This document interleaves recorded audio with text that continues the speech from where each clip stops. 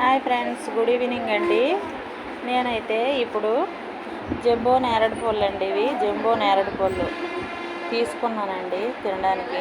సంవత్సరానికి ఒకసారి వస్తాయి కదండి సీజనల్ ఫ్రూట్స్, అందువలన తీసుకోవడం జరిగిందండి. తింటానండి ఇప్పుడు. ఇవి షుగర్ ఉన్నోళ్ళు తింటే చాలా మంచిదండి.